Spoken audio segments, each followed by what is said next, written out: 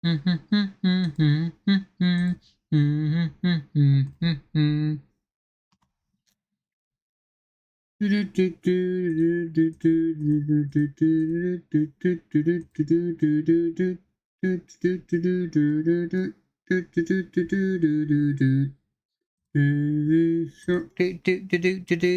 shark, Hello, how is everyone? How's everyone feeling? Let's get some music as well. I don't like it being this sort of quiet with nothing going on. What advert we gonna get? My guess, something related to cleaning products. Whatever floats. No, that's Diet Coke, which is a good advert. If it wasn't for the fact it's effectively all I drink anyway.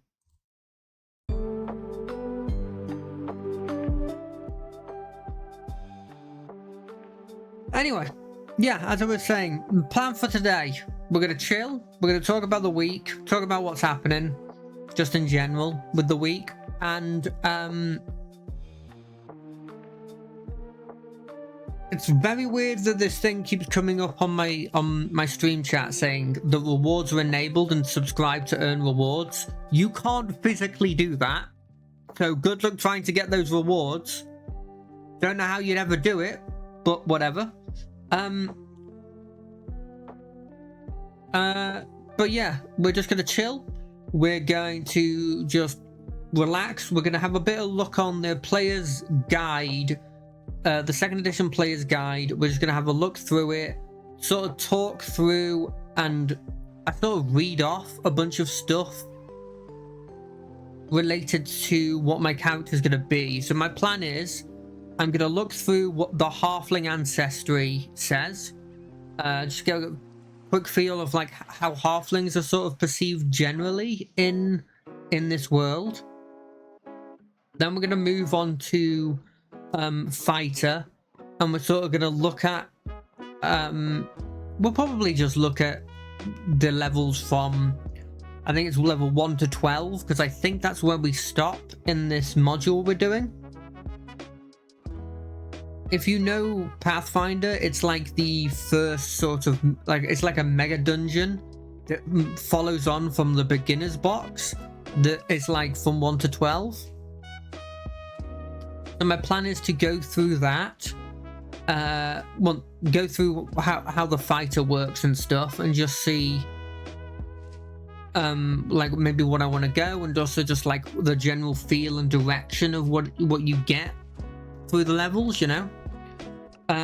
Maybe even learn a bit of like how some of the abilities work, and then my plan is to go through some of the world information. Now I've already read the sort of players, what's it called, the players like helpful guide to that specific module. I've already had a read through that, so I know that sort of stuff. So my plan is to kind of just look through the things that I always look for when I'm looking at a world, which is, my plan is to look through gods always first, because I always love the idea of looking at the gods and sort of seeing what interesting gods they have, and then maybe having a look at general kingdoms depending on what's in the book. And if we have time after that, maybe having a look through, kind of doing the same sort of process I did for specifically my character, but just going through like all the ancestries and then having a look through all of the classes. I'm just planning on kind of chilling, maybe occasionally spending some time to pause what we're talking about here and stop talking about Pathfinder and start talking about what happened last week. Generally though, there's not going to be too much of that, because my week hasn't been incredibly interesting or like eventful, but that's the general plan at the very least. So yeah, I think let's just move this over. Right, so I'm playing a halfling, so first thing I'm going to look at is the halfling stuff. But before we do that, I'll just quickly go through what happened last week. So last week on Monday, we dealt with playing some more Disfigure, and we had was it Disfigure last week? No, I think it was. No, we played some MTG. We played some Magic the Gathering, and I did horrendous on everything that wasn't just basic attack everything. And I've been realizing that was the same in Bloomborough, and it's not the best to think about. But I think my problem is I don't know when to block, and I don't know when to attack when it's not obvious that I'm never going to get killed by doing it, right? So I'm always like, I've got a 3/3, they've got a 1/1, I'll attack, they can't physically hurt me. I've got a 3/3 and a 2/2, and they've got a 5/5. I don't know whether I should double block that guy, right? It's the figuring out profitable trades that I think is a problem that I can't get over. And I think it's not the best thing to happen, but what can I do? What can I physically choose? Oh, hey! My plan is just to go through what I'm going to be playing, so I'm going to have a read through the Halfling stuff, read through the Fighter stuff, and then maybe read through the Gods, just to see if it's interesting.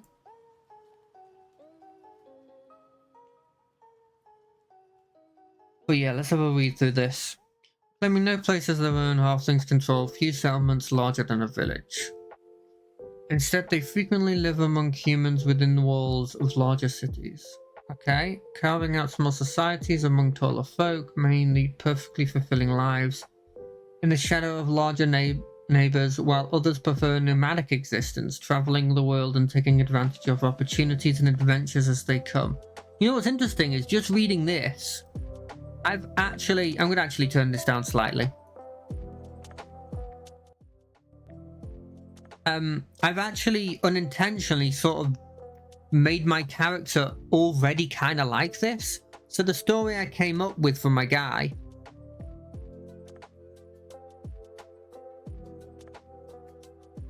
time damage goes. Yeah, I think my problem isn't with that. It's more that I don't know whether it's profitable to double block a big creature with two of my dudes to kill it off, but I lose two creatures and they lose one creature, you know? I think that sort of like figuring out if it's worth sacrificing my pieces to get rid of theirs, that's a big problem that I can't deal with. Anyway, as I was saying, yeah, unintentionally, my idea for my halfling, it kind of works with this because I had it where his family already are like in the bigger city near the one where this module is set. And they are a family that effectively are all in the brewing or selling, buying, or making of alcohol business, right? Some of them are brewers, some of them are sellers, like wholesale sellers, and some of them are barkeeps. And that is effectively what it says here. Like, they're living in the shadow, they have their own communities. They're quite a close-knit community that like work in the alcohol industry. But they're in the shadow of what I'm assuming to be a majority human city. Because it seems like that's the standard for European fantasy. Most cities are human centric. So I've kind of already gone through. I've kind of already set my halfling a bit like this, and he's moved from a large city into a small village community, which is interesting. Optimistic and cheerful. I've actually made my halfling quite similar to that. But what's cool about this is, obviously to a certain extent, I imagine all halflings are based have taken loosely from Tolkien halflings, right? And I base mine loosely on Tolkien halflings, and it means that I think a lot of what I've already written for my character is actually fits in line with what halflings actually are. Now, admittedly, I'm saying all this, it didn't even really matter if my halfling wasn't related to this, because there's always exceptions, right? And in fact, like, adventurers in general are mostly the exceptions to a lot of rules. You might get along with a wide variety of people and enjoy meeting new friends. I mean, he worked as a barkeep, so he's pretty sociable, so that kind of works. Find it difficult to resist indulging your curiosity. He has... no, he is pretty good at doing that. Or the deep and personal hatred of the practice of slavery. You know what's interesting about this is I chose a god that would make sense for him to worship. Not that he necessarily gains any powers from it, but I chose a god that I thought was both interesting and would make sense. And it was this guy. I just love the fact that, like, he was all about, like, drinking, and he's about freedom, and I thought that was a great god to give him. One of the blimmin' anathemas, one of the things he hates, owning slaves. Absolutely hates that. It's all about freeing slaves. Perfect, right? Actually perfect. So unintentionally, I've also, I feel like fit the I've fit this one as well. I've also done this.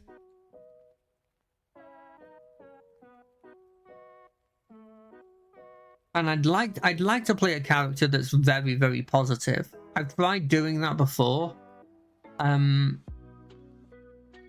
But I found myself, like, me, the actual person, getting a bit too negative when, you know, negative stuff was happening and not being able to see a silver lining.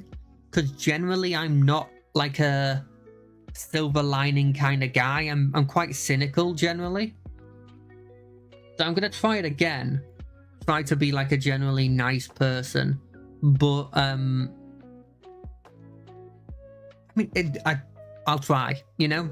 I always say I'm going to try it. Like, I'll try doing like an accent, or I'll try keeping to a personality. Let's see how long it lasts. I wouldn't be surprised if this happens as well. Underestimate your strength, endurance, and fighting prowess. I wouldn't be surprised if this happens. Mainly because I'm planning on playing a fighter in like scale armor and a shield, and you wouldn't expect a halfling to be able to like take a large hit, and then I'm going to be taking a large hit.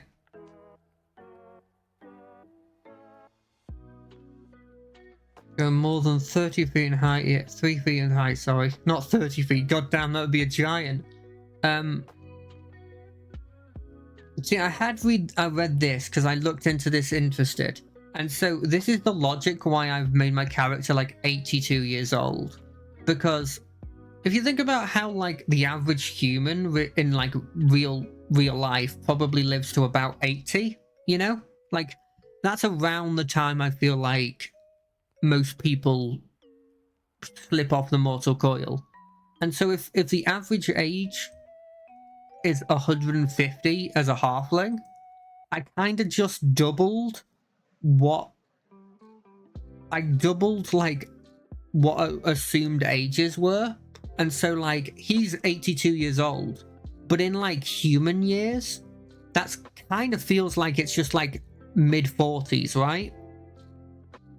It's not exactly half, because like half of like double 80 is 160, but it's kind of half.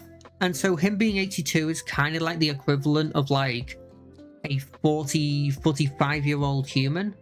And so him having a kind of, I'm not going to say midlife crisis, but something really bad happening in his life, and then him seeing it kind of as a sign that he can start a different career, and then wanting to then become an adventurer, I feel like it kind of works.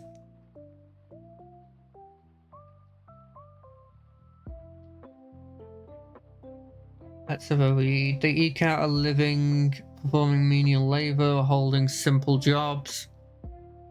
They seamlessly blend into society, adapting culture. That's kind of cool. Ooh, what kind of... Okay, so I mean, it made sense. I see that the god that I chose is one of the gods they mention as them normally having some worship towards. And I can see the logic behind that, because when you look at the stereotypical things you think of a halfling, and then you look at the views that they say that they generally have, they very much feel like they fit this god.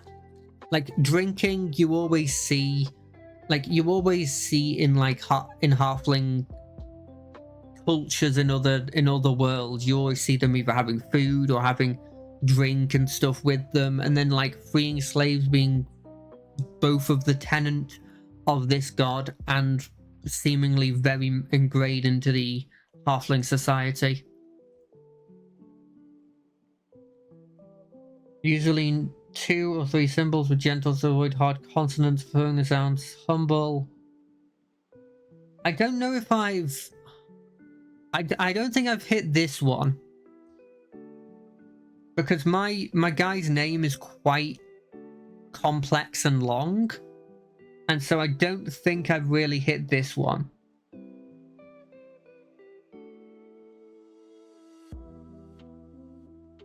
So that's a bit of a shame, but I think that doesn't really matter. Like, you can always just say, well, like, that's not the society that my specific group of halflings grew up in, right?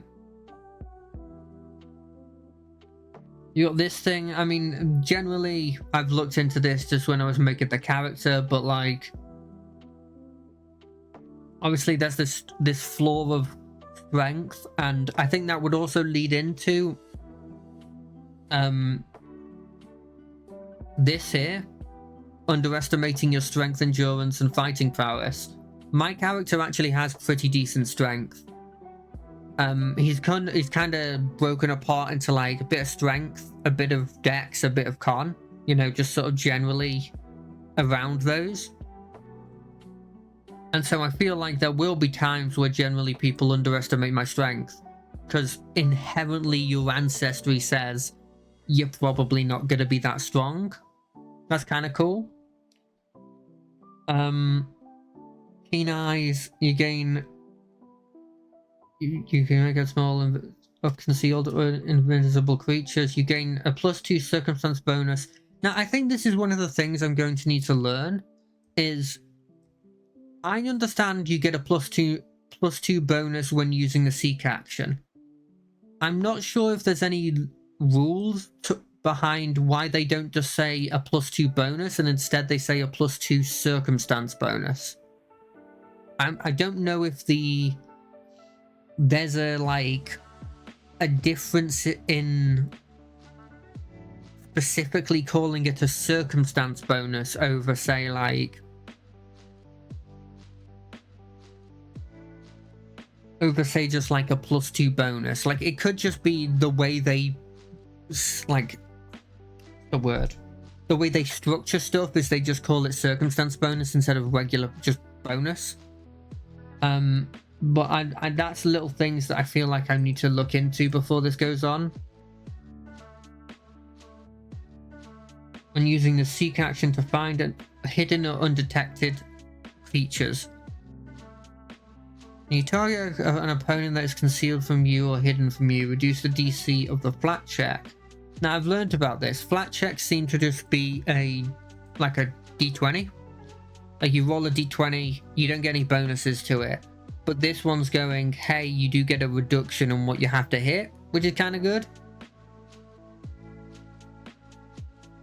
It means that we're a bit easier when trying to get like a concealed target or a hidden target.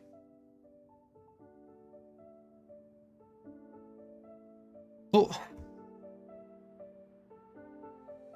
So like, I can hit a target that's concealed a lot easier. But also, if I want to find said creature, I guess if I find it, do they still have the concealment on them, even if I can see them? I'm trying to figure out the logic here. And I think there's some logic to that, right?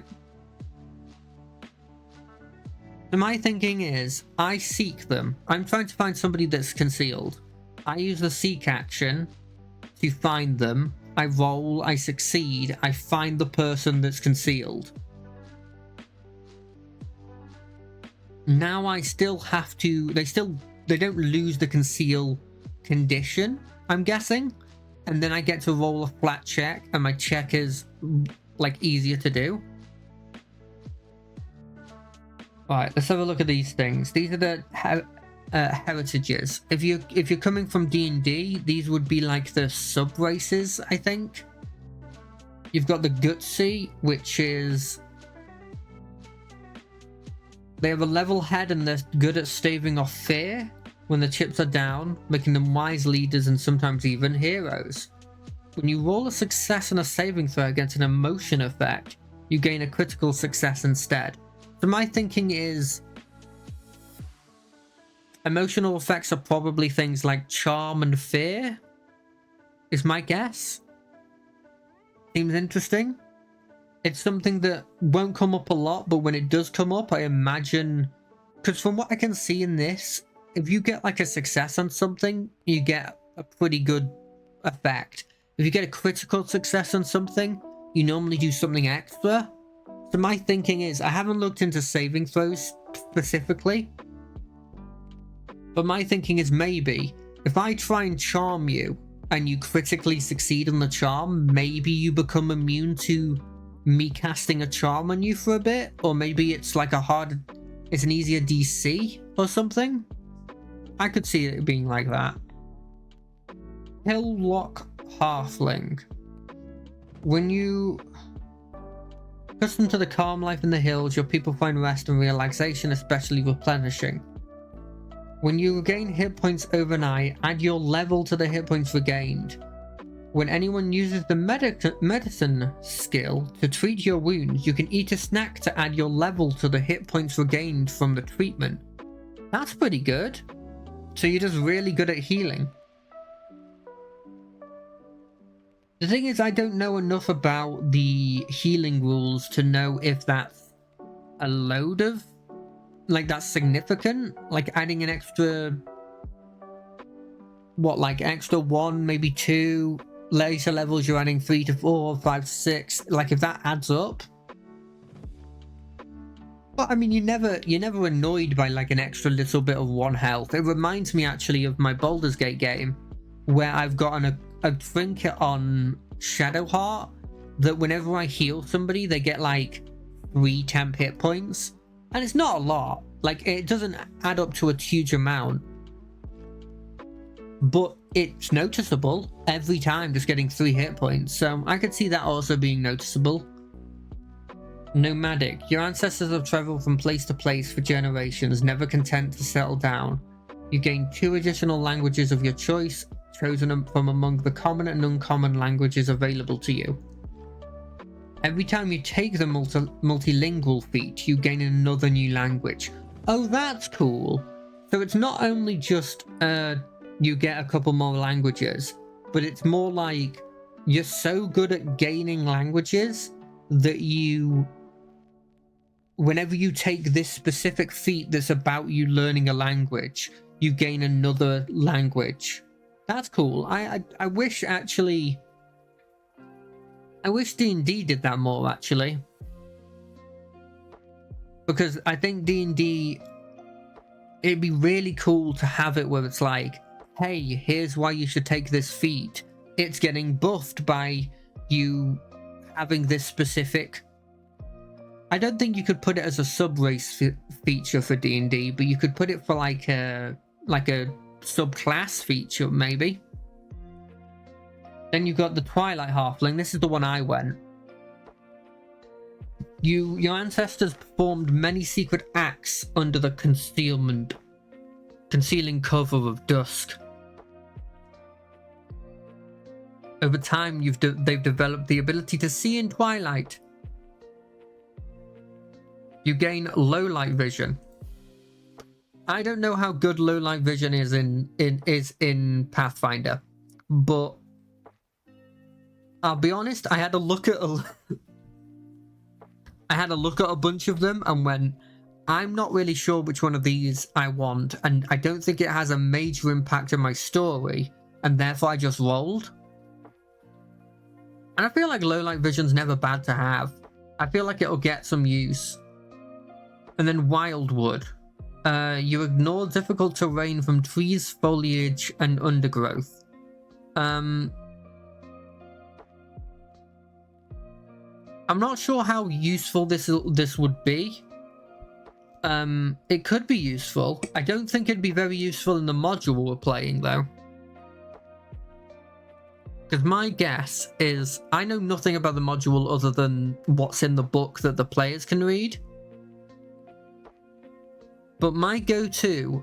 Oh, and the fact that I think it's mostly a mega dungeon. Most mega dungeons are set in caves. It's where the word... Or dungeons, right? Large dungeons.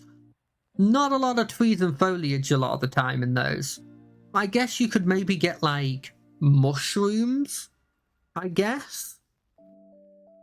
Overall, though, I think in a general adventuring context, you'll get use out of this. This thing, the ancestral feat, is again another thing that I really like that Pathfinder has that D&D doesn't. It's a shame, really, though, because when I looked at them, there's not a huge amount of these halfling-specific feats. Now, admittedly, I would like to preface everything I'm saying when I say when I looked at them, it's when I read them to see which one looked interesting and then chose the one that looked interesting.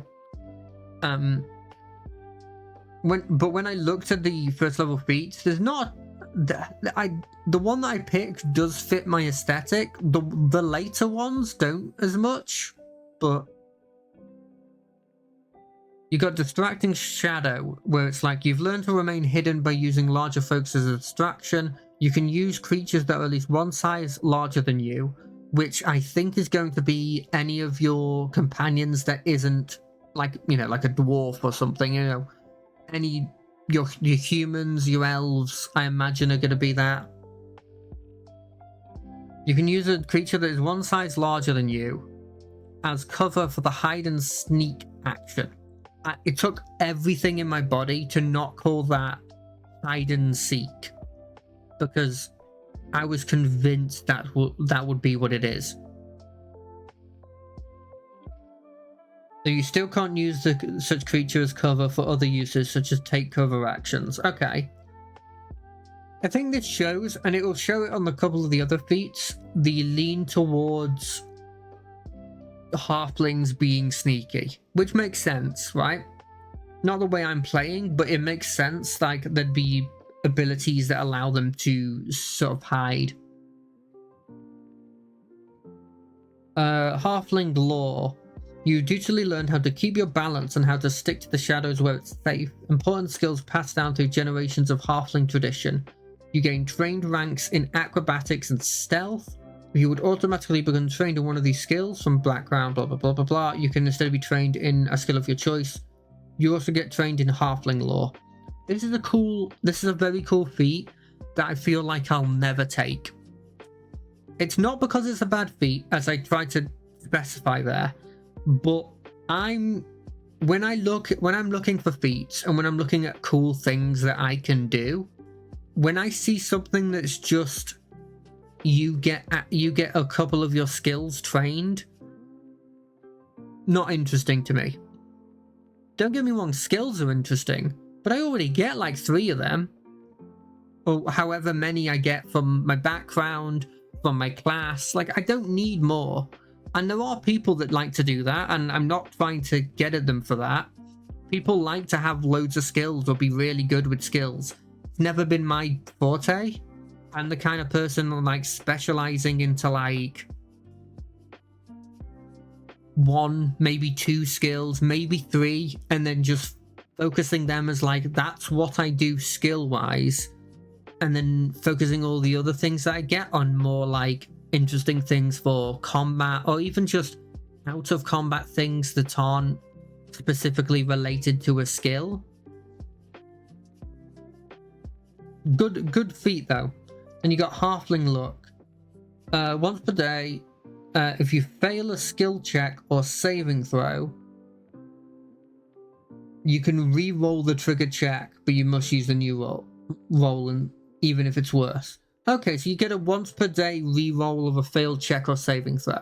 That will come in handy. I mean, in D&D, the fighter gets something very similar to that. In fact, I think they just get that. But it does get its uses. Like it's quite interesting to have. Sorry if I compare a lot of things to D&D. It's the only game I've played that's similar to this. And so a lot of the times, I'm not trying to belittle anything by comparing, like by always comparing it to another thing. And it's just me trying to sort of, what's the word? Compartmentalize? I think that's the word. Like I'm trying to compare in my head or put like ability or a skill and compare it to something similar to what I've already dealt with to make it easier for me to learn it. Halfling weapon familiarity. You favor traditional halfling weapons. So you've learned how to use them more efficiently. You have the trained proficiency with a sling, halfling sling staff, and short sword. In addition, you gain access to all uncommon halfling weapons. For you, martial halfling weapons are simple weapons, and advanced halfling weapons are martial weapons. Now, I considered taking this when I decided to switch to fighter, and there was two reasons why I didn't take it. One, and this was really the main reason, was that I actually thought that the feat that I did take just thematically made a lot more sense. But two, and the thing I wanted to more talk about, is I'm not sure the appeal of taking this when I'm already trained in all of this, right? So if I wanted to, I feel like if I wanted to, I could choose to take the halfling sling staff, and I don't need it to be. I'm trained in advanced.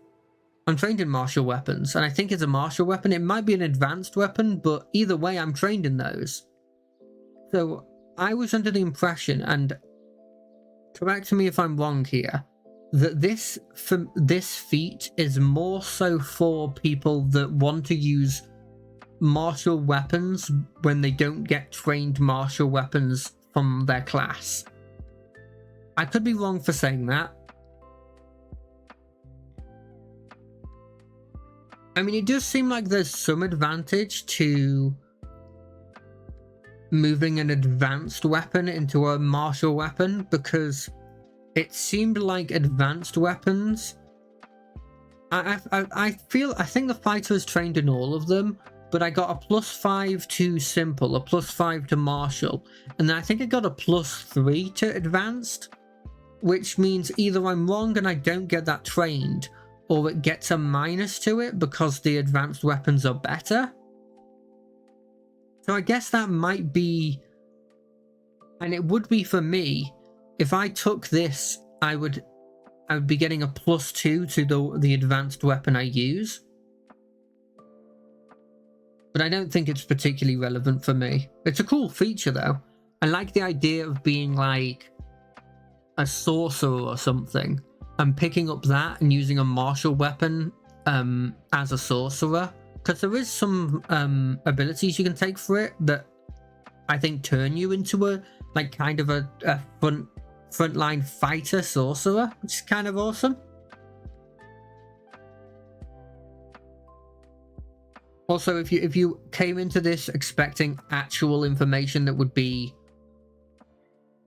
like one, accurate, or two, like show interesting mechanics, it effectively is my second impression of this. Not my first impression, because I've kind of gone through this, but it's my second impression. Sure feat. While keeping your balance or scrambling up a tricky climb, your hairy, calloused feet easily find purchase.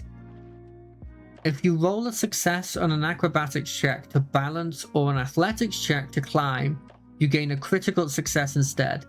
You're not flat-footed when you attempt to balance or climb. Pretty good. I can see the appeal of this. It is for very specific checks. But if you're like a character that, I don't know, maybe they're a street urchin, so they're climbing up onto roofs and, you know, to try and run away from the law, kind of like Oliver Twist style, or if you're like a jungle halfling that's lived his whole life in the trees and everything, I can see the logic behind taking sure feet and like narratively having a lot of luck. Like, I can see if you're doing a major sort of city sort of campaign, being able to climb up a lot easier than the average person. I'm not sure what the difference between getting a success at climbing and getting a critical success at climbing is, but I imagine, well, it's obviously better. Maybe it's quicker that you get up. Titan Slayer. You've learned how to use your sling to fell enormous creatures. When you hit on an attack with a sling against a large or larger creature, increase the size of the weapon die by 1 step. I can hazard a guess at what they mean by 1 step. I won't look into it, but I'm guessing it's like D4 to D6, D6 to D8, D8 to D10, D10 to D12, D12 to, I guess, D20, but I doubt you'll ever get to that point. Large, I'd be interested to look into it. I'm guessing large means, but am I small or large? I'm small, so my guess is medium is the average human height. Large would probably be like a Minotaur or something, or a Cyclops. Like, not a giant, but like a head and a half higher than a human. That's pretty cool. That's a pretty cool ability to have. You'll get use out of that. I feel like you'll get a lot of use out of that. There's not much to say other than that, really. Then you have Unfettered Halfling. No, you were forced into service as a labourer, either pressed into indentured servitude or shackled by evils of slavery. But you've since escaped and have trained to ensure you'll never be caught again. Whenever you roll a success on a check to escape or a saving throw against the effect that would impose the grappled or restrained condition on you, you get a critical success instead. Whenever a creature rolls a failure on a check to grapple you, they get a critical failure instead. If a creature uses the grab ability on you, it must succeed in an athletics check to grab you instead of automatically grabbing you. Okay, I like that one a lot. If I was playing, not only does that have a load of narrative interesting things to it, of you like never wanting to be wrapped, like restrained again. It's got a lot of, it's relatively notable. Like, if someone's planning on, like, if for some reason you're fighting like a wrestler or something, or, you know, like a grappler, like, not only the fact that like they go for the grab, it's not an automatic success, they have to succeed in a roll. Like, when you're trying to escape, your success can be a critical. When they're rolling to grapple you, if they fail, it's a critical. Like, that's notable. I like that a lot, especially compared to a lot of the other ones. I think that'd get a hell of a lot of use, but this is the one I took. Your communal lifestyle causes you to pay close attention to the people around you, allowing you to more easily notice when they act out of character.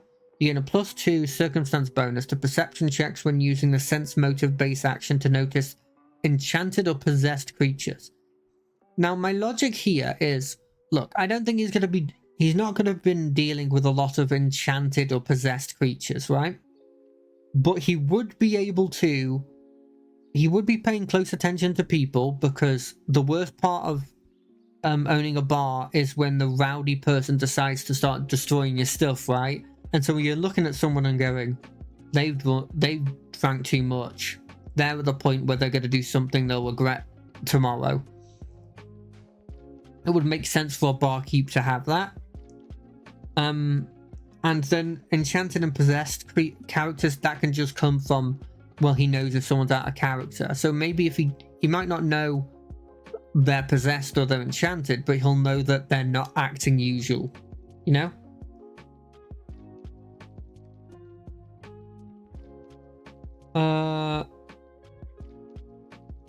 In addition, for using it for skill checks, you can use the aid basic action to grant a bonus to another creature's saving throw or other checks to overcome enchantment or possession.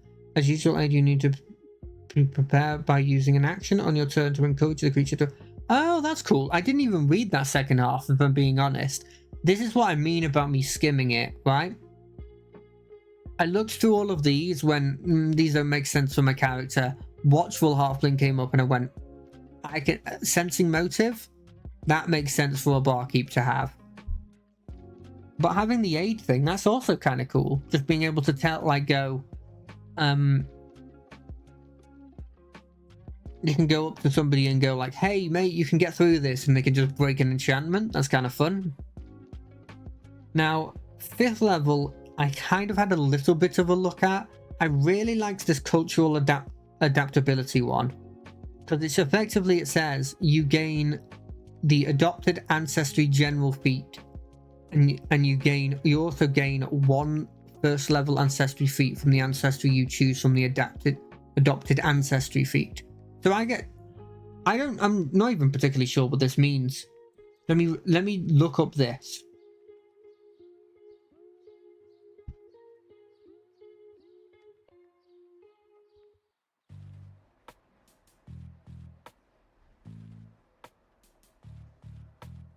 Oh, I think it is the adopted ancestry just this feat? Like, is the only thing you get from adopted ancestry general feat is that you have the adopted ancestry general feat? What is this?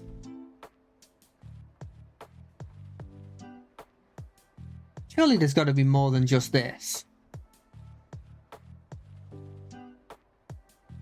Why would it give you the feat if it's not? Okay, no, it just takes some time to load. Here it is. You're fully immersed in another ancestry's culture and traditions, whether born into them, earned through rite of passage, or bonded through deep friendship or romance. Choose a common ancestry. You can select ancestry feats from the ancestry you choose, in addition to your character's own ancestry, as long as the ancestry feats don't require any psychological features that you lack. That's kind of cool. So not only does this ability do what I already thought was really cool, which is just allow me to gain a 1st level ancestry feat from the ancestry you choose, because I just love the idea of just going, let me just look through all of these and go, I'm gonna pick this one. I think realistically, the only one that my character, because I'll be honest, when I hit 5th level, I'm not picking Halfling Weapon Trickster. It's cool. Whenever you critically succeed an attack roll using short sword, sling, or a halfling weapon, you apply the weapon's critical specialized effect. That's cool. I won't be picking that though, because I think this one's a lot cooler. And also realistically, the only weapon I've given my character, and this might be wrong to do, because realistically I should probably have my one-handed weapon, because I'm planning on using a shield and a one-handed weapon, right? And my one-handed weapons that I went for was a hammer, because I thought I could maybe flavor that as being like a frying pan, just for the fun of it, and a light pick, and because I thought I could potentially just flavor that as being like a household, like a hammer or something that or like just something I would have around. Because my character's only recently become an adventurer and is sort of using the stuff he could he could get from the ruined tavern that he has. But realistically, I probably should be using a short sword, right? Because it's a halfling weapon. And then there's some logic to taking this. But I guess I don't have the prerequisite, so it doesn't matter anyway. So really my only choice is cultural adaptability. Other than, I guess, taking one of these first level feats. But this one just seems really fun. So I'm probably going to be taking that. And for it to narratively make sense, I think the only culture that I could take from would be humans. Because I imagine that being the majority of the culture that would have been in the main city I spent a vast majority of my life in. And it's also the main culture, or its main ancestry of the people who live in this town that we're in.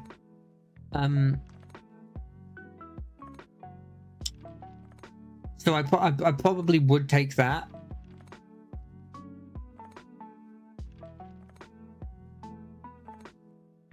I'd have to look into what the ancestry feats of human are. I'd be interested to see. But my choices effectively at 5th level are either this ability or one of the first level abilities. And the only one I see here that I would be remotely interested in taking would potentially be Unfettered, just because I like what it does. But also simultaneously, there's no narrative reason to it. So like, I'm not planning on playing this game, as I don't really plan on playing any sort of TTRPG. I don't really plan on playing it to build an optimized build. Because I think inherently playing a fighter... Sorry for the burping. And inherently playing a fighter that's a halfling that uses strength is probably not the thing you're supposed to do.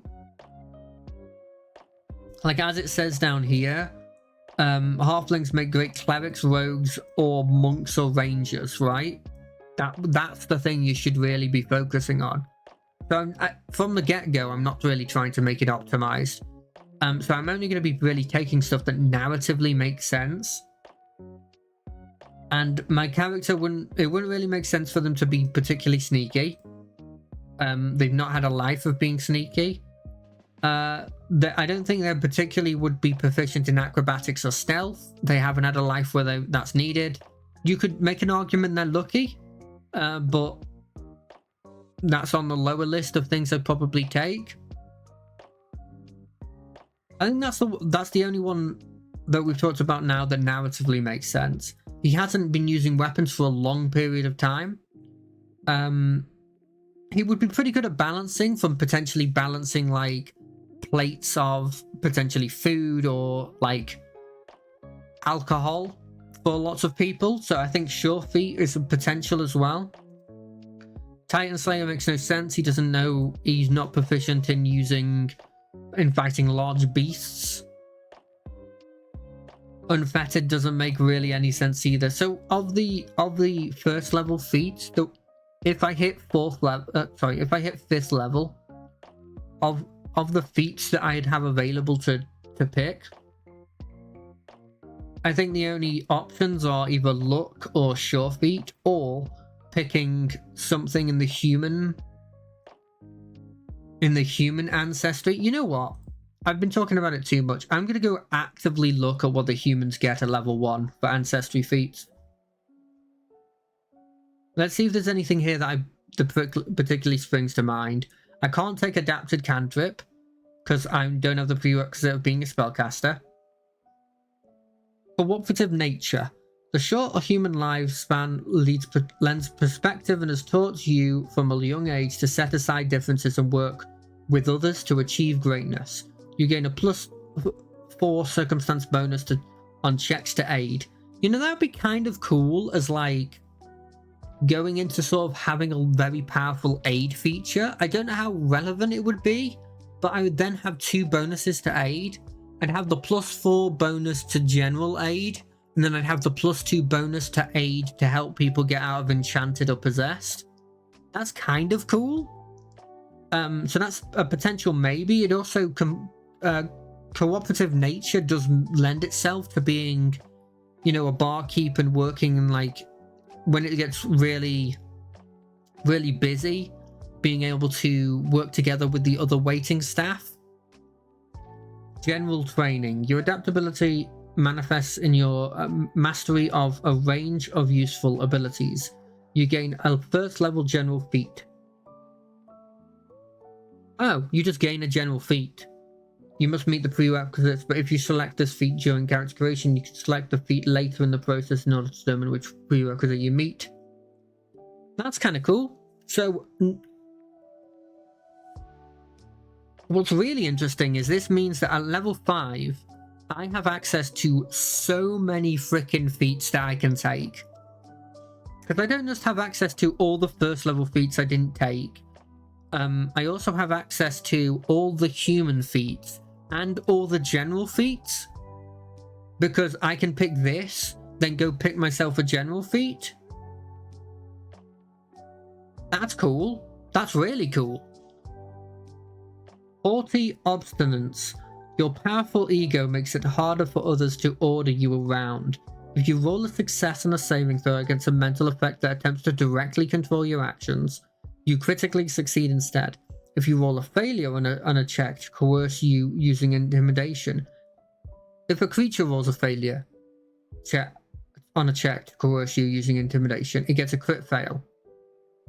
And it actually mentions what it means, and that does actually lend itself to what I said before about probably critically succeeding on, like, fear checks makes it so they can't fear you again for a while. Critically failing on coercing you means they can't coerce you for a week. I don't think I'd be picking that one though, because I don't see my character as being so powerful of an ego that he can't be ordered around to the point where it's become a feat, because he's worked from a young age in, you know, bars and stuff in which he wasn't the boss. And even when he was even when he did become the boss, I don't think it would just bump up his ego a load. Natural ambition. You were raised to be ambitious and always reach for the stars, leading you to progress quickly in your chosen field. You gain a first level class feat from your class. Jesus. So not only do I get access to the ability to choose any of the halfling first level feats, I can also choose any of the human first level feats and all the general I also could pick one of the general feats. I also could pick one of the class feats. How many do I have to choose from? Why is there so many? I'm gonna have to look at general feats now to sort of figure out what I want to do there. But I'll do that after I finish this. Natural skill. Your ingenuity allows you to learn a wide variety of skills. You gain the trained proficiency rank into... No, I don't want to pick one of those kinds of ones. Not my kind of thing. Unconventional weaponry. You familiarize yourself with a particular weapon, potentially from another ancestry or culture.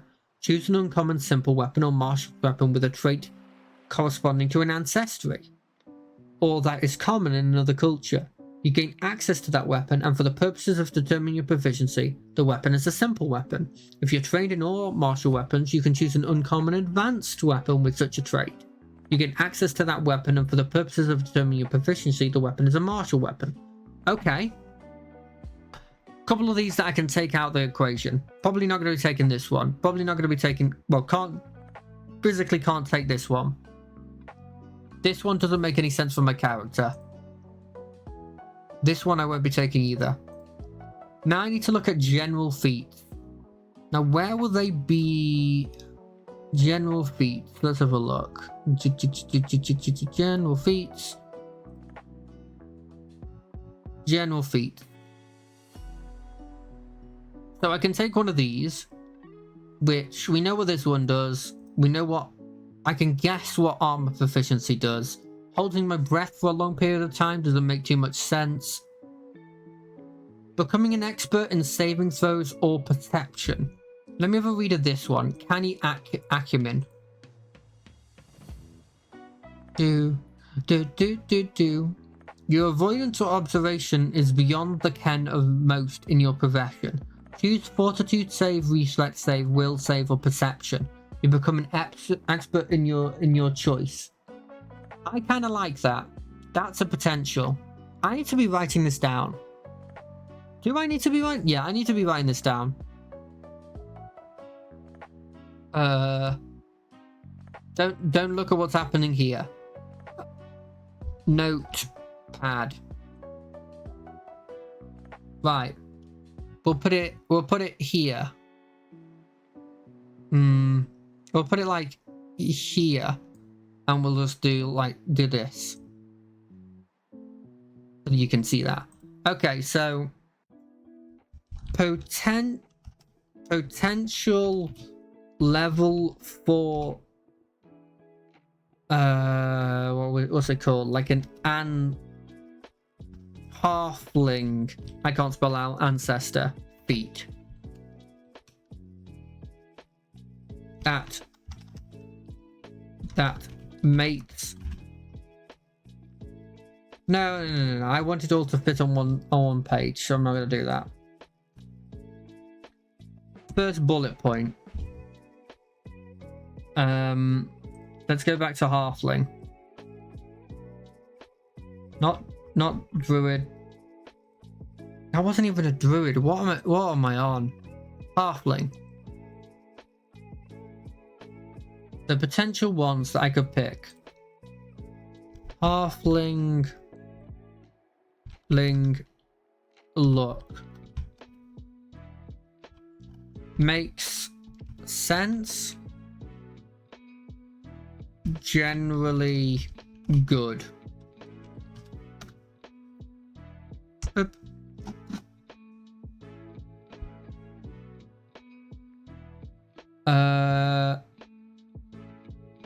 Which was the next one? Sure feet makes sense. Sure feet being a barman, it would make sense.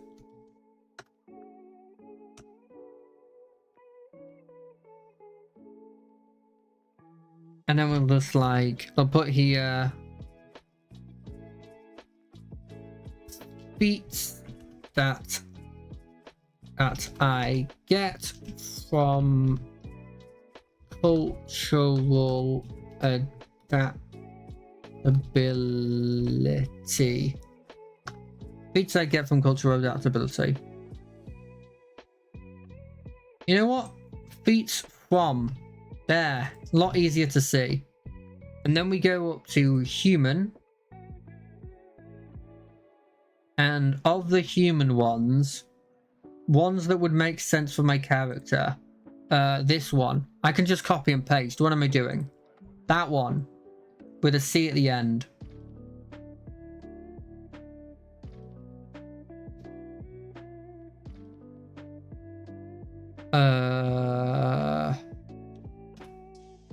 Maybe aid build? We got I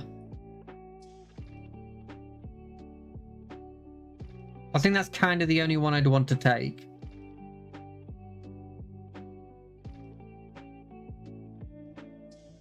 Feats from general training.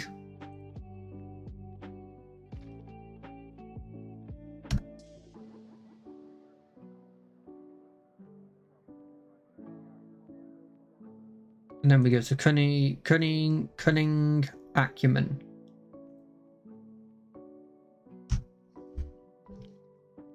Canny acumen. Yes, I said it wrong before. Having expert perception would make sense for my character. Then we go back to general feats. Let's have a look through. Die hard. Die at dying 5 rather than dying 4. Doesn't really make sense to my character. Fast recovery. Wouldn't make sense for my character to potentially be very fast at recovering themselves. Feather step. Doesn't make sense for my character. Fleet. Increase your speed. It doesn't spark joy. Neither does initiative. Neither does ride. Shield block. It makes sense for what he's trained as. He does use a shield. I'll have a look to see if shield block is particularly interesting. I wouldn't be surprised if I've actually got that ability from just inherently using a shield as a fighter.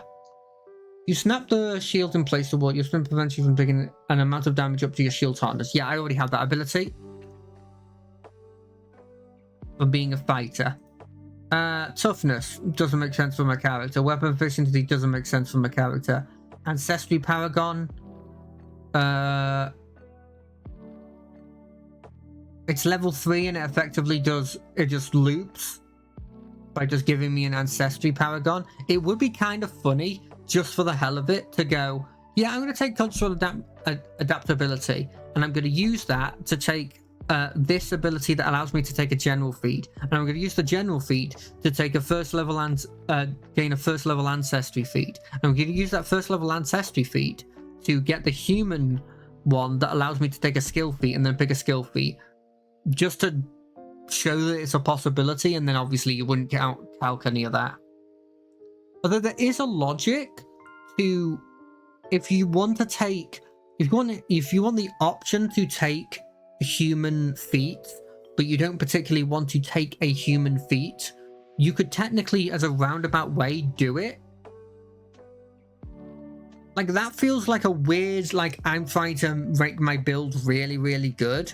Like, that feels very specialized. But technically, I guess if you wanted the option to get human feats, but you didn't want... But you didn't want to take a human feat at level 4, you could go, I take the cultural adaptability, I get a human feat, I choose the human feat that allows me to take a general feat, I take the general feat ancestral paragon, I then take the halfling feat that I particularly want. Expeditious search would be a potential interesting one to take when I maybe later on, but it's not relevant for now. General skill feat. Well, this isn't a skill, right? So the only one I want from general feat is cunning acumen. No, I don't want to go here. I want to go to human. Stop being a dingus, Jack. Stop being a dingus.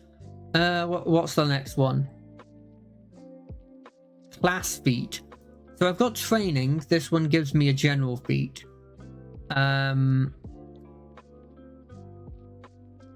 then this one here gives me a class feat. A first level class feat. So let's have a quick look at the fighter class feats to see if I would want to take any first level fighter class feats. So I've been interested in this, and I've not been talking about the week. Let me just stop for now and just do a quick overview. So on Wednesday we did some more Baldur's Gate, and we've been going through, and I think I've hit a point of, like, if I go any further it's a point of no return. And so I've just effectively been going around the, what's it called, like the shadow infested area, and just sort of making sure that I'm doing everything that's needed to be done. We got another situation where we charisma'd out of actually doing a fight, which I really loved.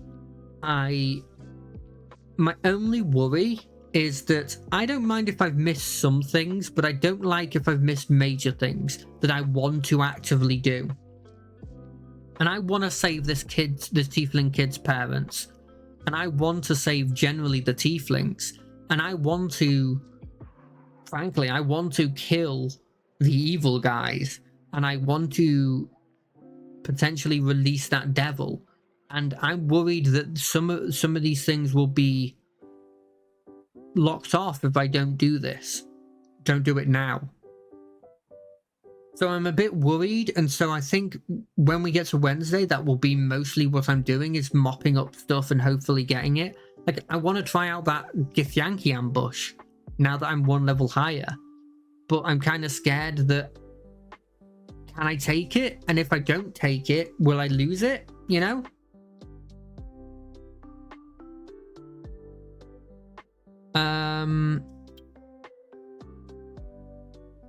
Yeah, and then Friday we played some Final Fantasy, and we went against that water guy, the water archfiend, who I also really loved. I love the earth guy. I could take or leave the air person, but the water guy was a load of fun. The fact that he was just like, I like fighting, and the fact that I die fighting, I've done my job. That's great.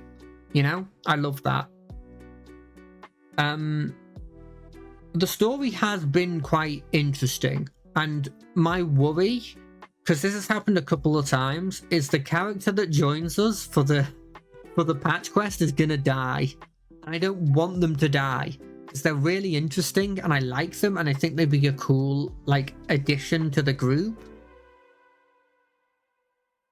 But I don't feel like I have heard anyone in general speaking about Dawn Trail talk about them. So either they're not in Dawn Trail, they're not incredibly important in Dawn Trail, or more likely they die here or get trapped here or whatever. And also I'm so interested in the demon world that it's kind of a shame that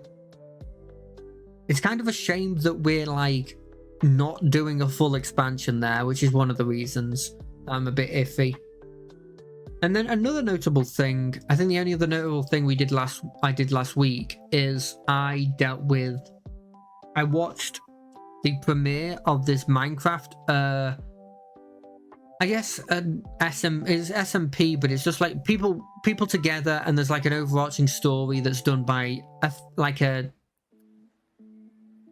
company. It's called Rats, and everybody's little rats, and they're going around in this big hotel. It's very cute. And I love watching it. Well, I loved watching the previous SMP. I never watched the original Rats. This is a sequel. And it was really fun to watch. And I really recommend it if you want to watch it. If you're interested in like Minecraft story role-playing stuff. And watch In the Littlewood if you have to choose one. Because I really like In the Littlewood. And I was hearing him talk quite frankly about kind of not being around the bush about the fact that he's not making enough money for him to really keep going, and I'd hate to see him gone. I really would hate to see him gone. Anyway, sorry about that sidetrack. Let's get into fighter feats. Fighter feats I could take with that human feat.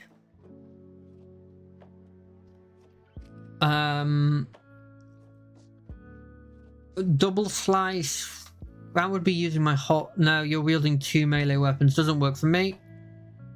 Exacting strike doesn't really work. The thing is, I think I've got to think about, and I could be wrong again with this, is I'm probably using sometimes, maybe 50% of the time, I'm putting up my shield as an action. And I think maybe moving is an action. I'm not sure if moving is an action. So I need to think about this as like, if I'm gaining an ability that costs 2 actions, my whole turn will be that and raising a shield.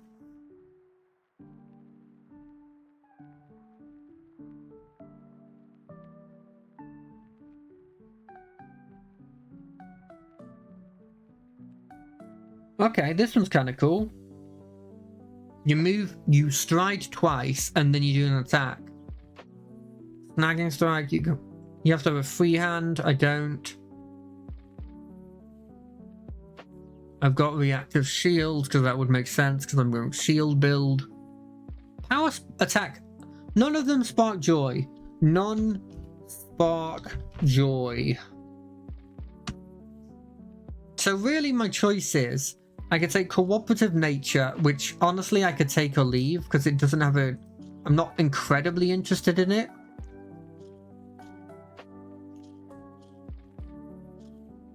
I could take that. I could take Sure Feet. Or I could take Halfling Look.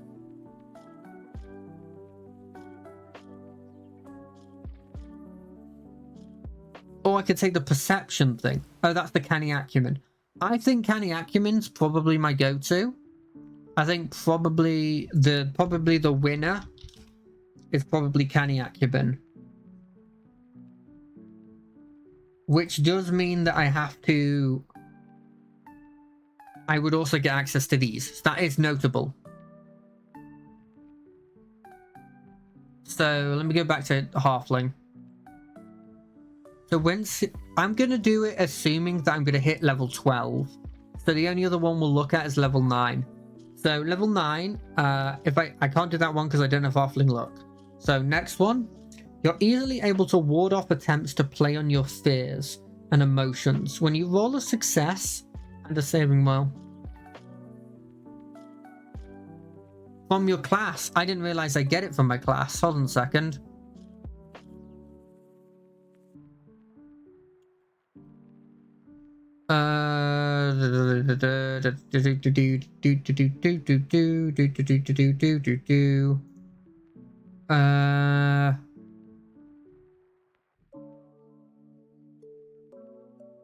Let's have a quick read of the skill increase.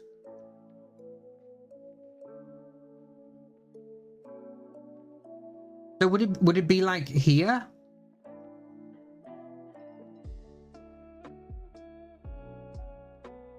Oh, I could get it here, I guess. Right? Oh, that's a good question. I've got no idea. So it would be... I'd have it as trained. I'd have perception as trained at the moment. Oh, wait, I don't even know if I have it as trained. Can I take that if I don't have it as trained?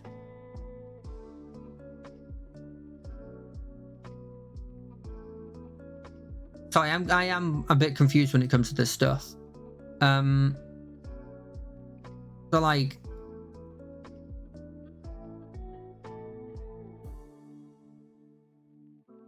So this one would just give me expert in perception. That was my logic by taking it. And then later on it would get master. I don't have that trained normally. Try to start an expert. Okay, hold on a second. Let me have a look at that. Oh yeah. Right, so it's not useful then. I guess I could take it for a save, but it's not useful. Right, so I'll have to look at the other stuff then. We knock off this of the list.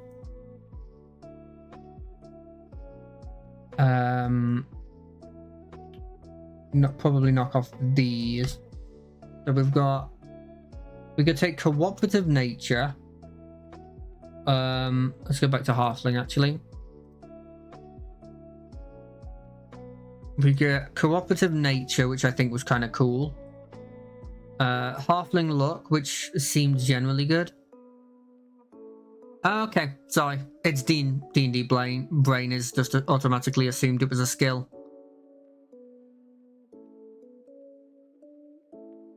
But yeah, that makes a lot more sense when I start thinking of it not as a skill, but kind of like a separate scaling thing. But yeah, that cuts it down to these three. We could go like Halfling Look, which is generally quite good, but it doesn't like spark joy, it just generally makes sense. Sure Feet, which you could sort of argue works as being like a barman. Barman, you'd probably have sure feet, but the climbing and balancing stuff wouldn't, I don't really think fits the character hugely. And then you've got cooperative nature, which just gives me a better aid skill, but I'm not sure how useful having a better aid skill is. Like if we look at cooperative nature,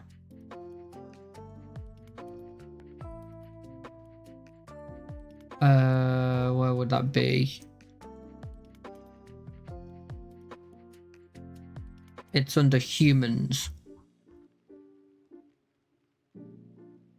I got this. It just gives you a +4 circumstance bonus on checks to aid. I just thought generally, like, that was kind of, it would make sense for my character to have. It works with the aesthetic. I just don't know how much use I'd get out of it, right? I'm not sure how often I'd be like, I'd be aiding with people. But it's, I don't know, it feels more in character than the other choices for me.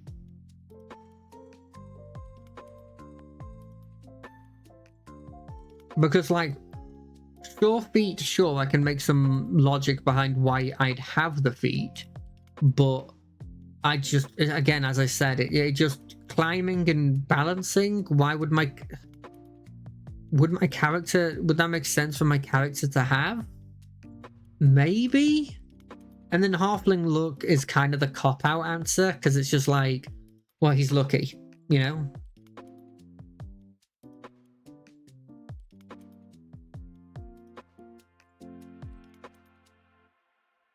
So aiding is the ability to help people do things. You have to roll and pass a check, and depending on the result, you give a +1, +2, +3, or +4 bonus on the check.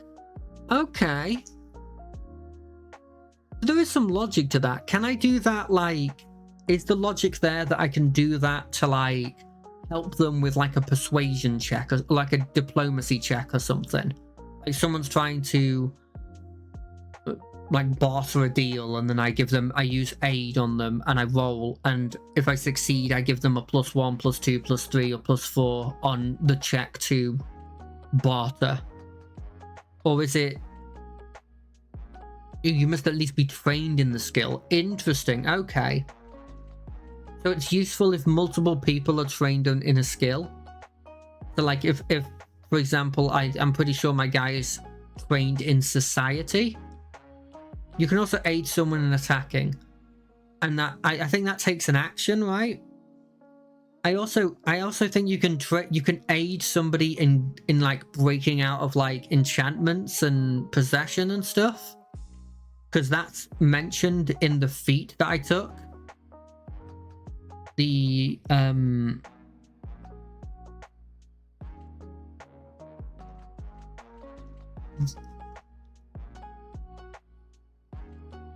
let's see. So in addition, for using it for skill, you can use the aid basic action to grant a bonus to another creature's saving throw or other check to other check to overcome enchantment or possession. So I could use it specifically to knock you out of being possessed or charmed, and I get another +4 onto that roll. Well, I get a +4 onto that roll. I can see the logic behind that. I think I like that. I think I'll take that. I think that's probably the winner. Winner 4th level is probably cooperative nature. Just makes sense. Right, now let's have a look at 9th level stuff, just to see what I'd want from this. There's only really one option of the things here. But actually there's more options. So the option I've got for Halfling is this, if I succeed on to ward off fear and stuff, I get a crit success. But if I have the gutsy one, yeah, there's an extra effect. This one doesn't incredibly spark joy, so I'm going to check the human one. Because assuming we do take this... Yeah, I understand that. But what else I get, because I took the feat cultural adaptability, I'm now counted, I think, as... I'm now counted as also being human for the purposes of, like, taking ancestral feats. Because, in addition to getting the level 1 ancestry feat, I also get the general feat of adopted ancestry. You can select ancestry feats from the ancestry you choose. So I can also have a look at the human ones and see if the human ones are interesting. If I've understood that correctly. Ooh, cooperative soul. There's an upgrade for cooperative nature. You've developed a soul-deep bond with your comrades and maintain an even greater degree of cooperation with them. If you're an expert in the skill you are aiding, you get an success on any outcome rolled to aid other than a critical success. That kind of seems fun. But it could just make my character heavily about aiding people. I don't know how useful that would be. And I don't know how many things I'd have as expert. But I'm sure I could have a couple as expert, like by the time I'm at level 9. And being able to just aid them. How does that work when it comes to helping somebody attack? Am I considered an expert in using my weapon?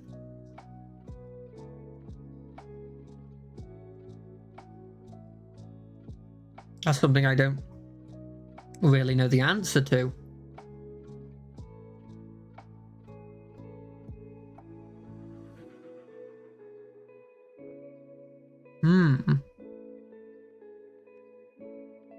I can't take this one because it's an upgrade to something I don't have. Learn to handle situations when you're out of your depth. You gain the untrained improvisation general feat. In addition, you can attempt skill actions that normally require you to be trained if you were even if you're untrained. No, that doesn't work with the other one, and this one I can't take. So the options really are cooperative soul, which I kind of like the logic of. Just to be able to sort of help people. Oh, my cat. Yep. You exist, cat. Yep. Okay. Okay. Yep. Yeah, I love your cat. I do. I love your Saf. I really do. Yeah, I know. I'm sitting in an awkward position where you can't... Okay, no, you've found a way of getting on me. Okay, cool. I like cooperative soul. It kind of... I don't know, I like the idea of my character just being heavily into helping people. And just having this aid that I can do that can help people get just a guaranteed success. Kinda cool. The only other one that I think potentially I might take is this multi-talented seems interesting. You've learned to split your focus between multiple classes with ease. You gain a second level multi-class dedication feat. Even if you normally couldn't take another dedication feat until you take more feats from your current archetype. That's kind of cool. Let's have a look. 9th level considerations.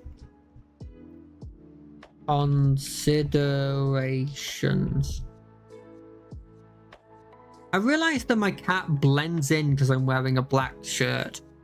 You can barely like see that there's a cat here. or at least on my smaller camera. I feel like number one on the list is obviously cooperative soul.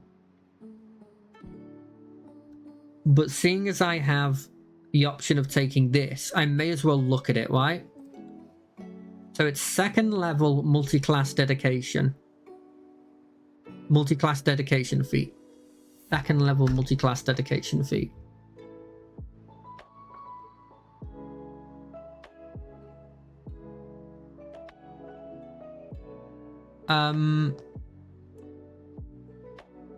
So I could take one of these things. I think I was generally told probably not to... So this is second level, right? This feat is second level. And I can't take this one because realistically, I'm not going to be putting heavy into intelligence and I don't have 14 intelligence. So I don't think I'm going to take that. What about this? You become trained in... This one's likely because I will probably have that prerequisite. In fact, I might already have that prerequisite. Become trained in athletics. If you're already trained in athletics, you instead become trained in the skill of your choice. You become trained in Barbarian class DC. I'm going to guess that's something related to not wearing armor. You can use the rage action. Oh god, this seems even more complicated. Now I've got to look into rage rules. I'll come back to this one. What about Bard? Nope. Champion. I've got a decent charisma, so maybe I could choose the deity. The deity would be that god of drinking and freedom. You're becoming trained in light, medium, and heavy armor. I already am. You're trained in religion associated with your god. Okay. For each of these skills in which you're already trained, you instead become trained in a skill of your choice. Does that mean I get to be trained in 3 different things if I took this? Because I'm already trained in light, I'm already trained in medium, I'm already trained in heavy. So if I took this, would I then be able to choose 3 different skills to be trained in?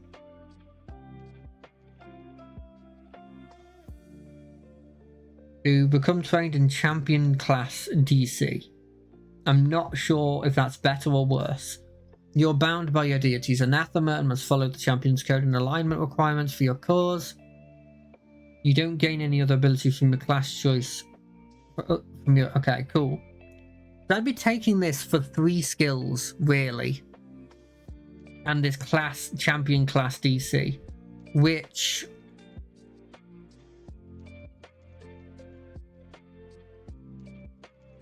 What is a champion class DC? Right, well, what does it mean?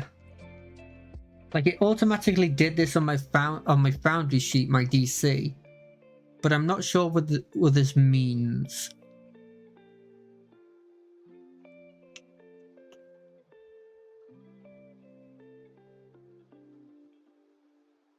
Does it say here what it means? No, this is just getting into more stuff.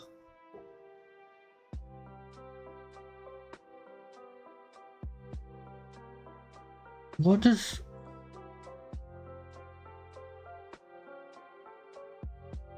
I'll look it up. What does class mean in...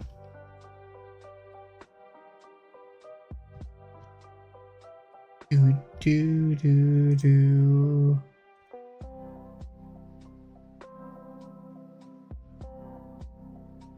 Okay, it's effectively spell save DC. So that's not relevant. I thought potentially it would be relevant because it could be something like God, it's a cat with owl stats. It could be potentially like your AC, but with a different name or something. I don't know. So I'd be taking this for 3 skills. That doesn't interest me. Cleric. Wisdom. Is my wisdom going to be at that point? I don't think it's likely. Druid. Is my wisdom? No. Fighter. I don't think I can take multi-class into fighter when I'm already fighter. It would be funny if I did though, right? Monk. My strength and dex will probably be that. It trains me in unarmed and gives me the powerful fist class feature. What is the powerful fist class feature?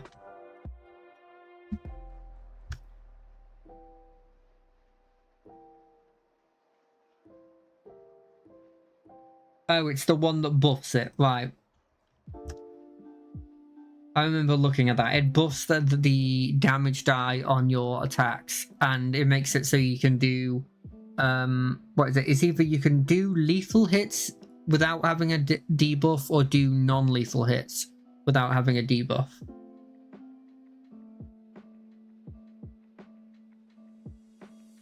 I am right in saying it's the second... Hold on a second, let me look back at that thing. Human... Just to make sure I'm not making it up. It's a second level one that you can take, right? Yeah. Cool. So it's not these ones. It's the dedications. You become trained in survival. If you're already trained in survival, you instead become trained in another choice skill of your choice. You gain hunt prey.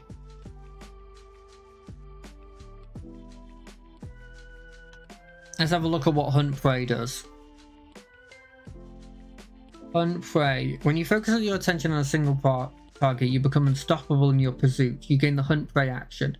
You designate a single creature as your prey and focus your attack against that creature.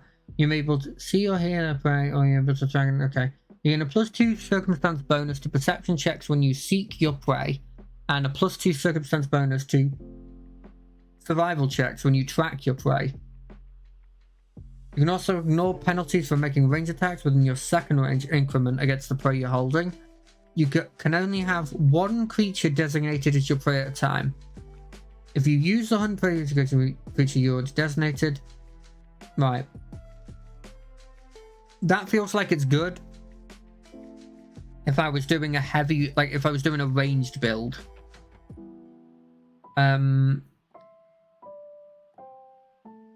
So I don't think that's relevant. Let's have a look at rogue dedication. You get trained in light armor. In addition, you become trained in stealth and thievery +1 skill of your choice. You already you gain. You just gain. No, I don't want to take skills. First, it's very likely I could do that. You become trained in bloodline 2 skills of your choice.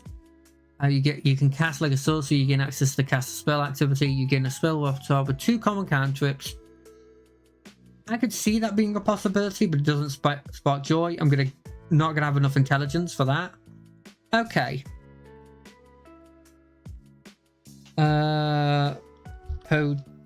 Potentially sorcerer, but not really.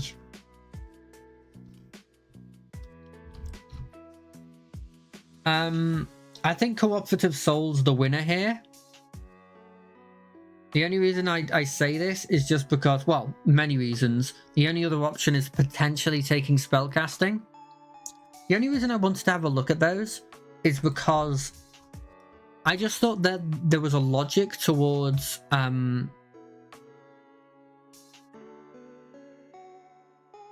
I thought there was a logic towards, like, if I had someone in my party that was that class, it would be kind of a cool thing of, like, showing off friendship. If I sort of adopted their, like, a bit of what they did, like they had taught me a bit, would kind of be a cool aesthetic. But I think Cooperative Soul's just a go-to, frankly. I think I just look at that and I go, that's perfect. That's exactly the idea of, like, aiding somebody is my go-to.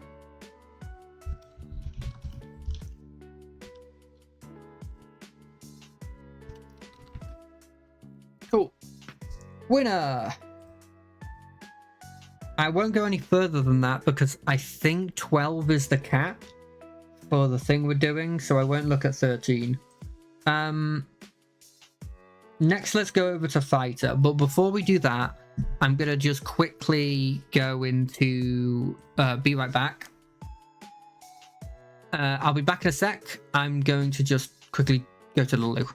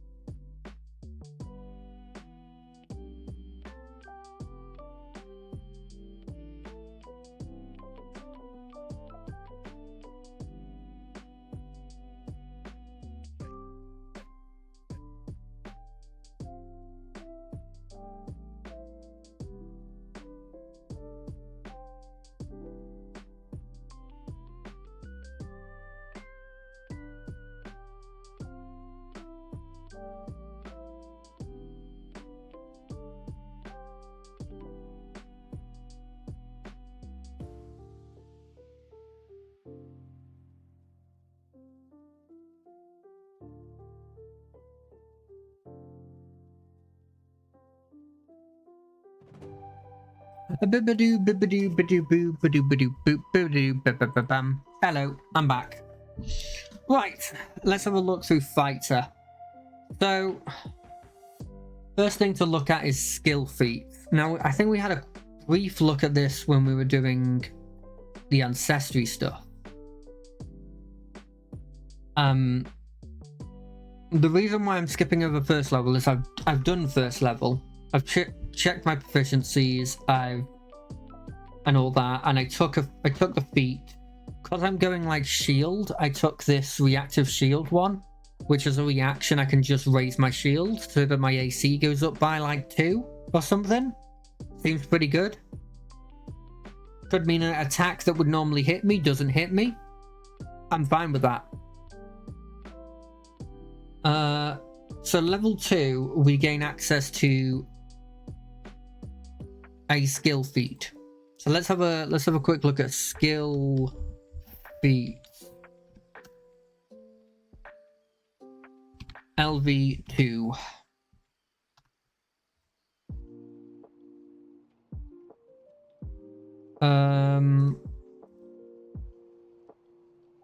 Is it under skills or under feats?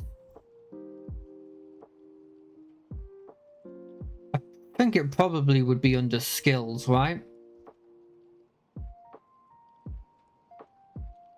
General skill actions, decipher writing, right, okay, earn income, yeah.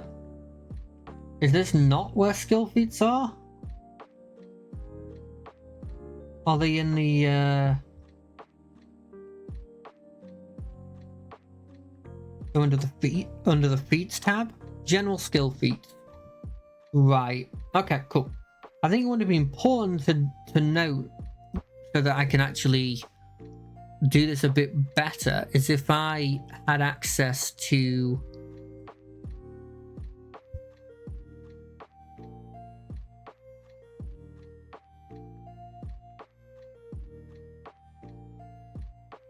something that showed me what I actually had in terms of skills.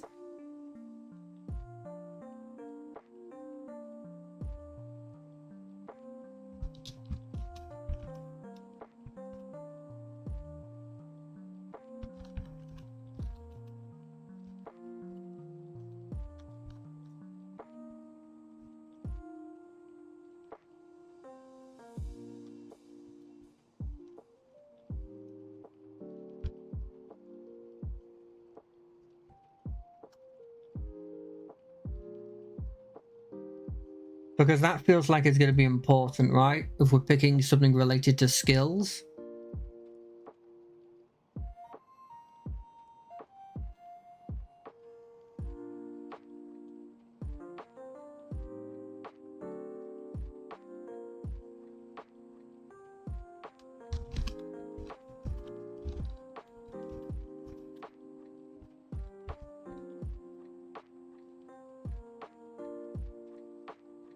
I can tell you what I actually do know about what skills I picked, which is I definitely picked diplomacy, and I definitely picked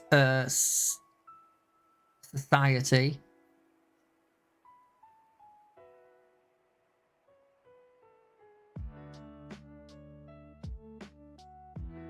So I'm just quickly going onto the server so that I can check what I actually chose in terms of skills.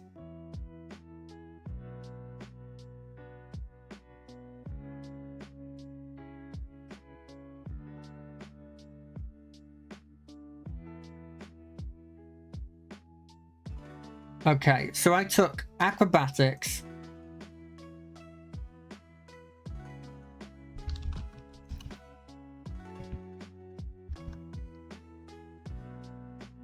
I took acrobatics. I took athletics because I felt like those two would make sense. I took diplomacy and I took society, and I just got alcohol law.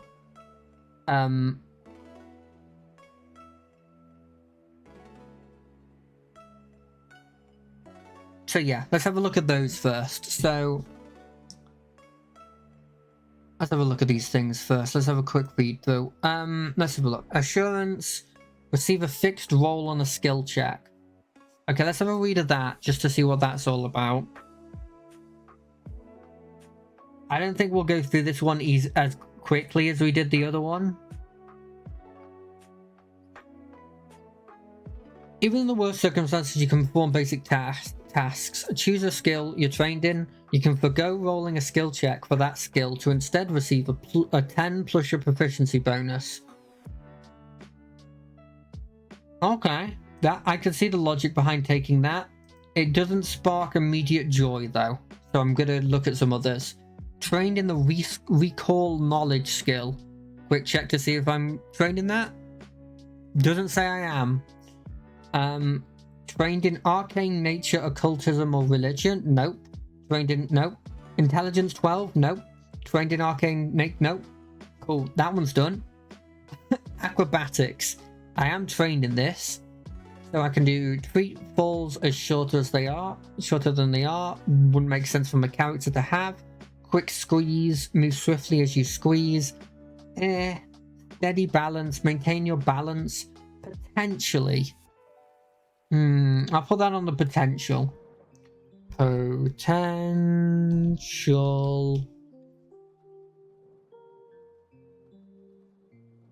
I know I'm not reading the description, but I guarantee I can figure mostly what that ability is. So I'm fine. Next one is athletics. Combat climber. Although that sounds funny, I don't think that's for me. Heavy hauler. I haven't had a problem with weight at the moment. I feel like most people generally don't count weight too much. High jump, long jump. I don't think I'm a particularly good jumper.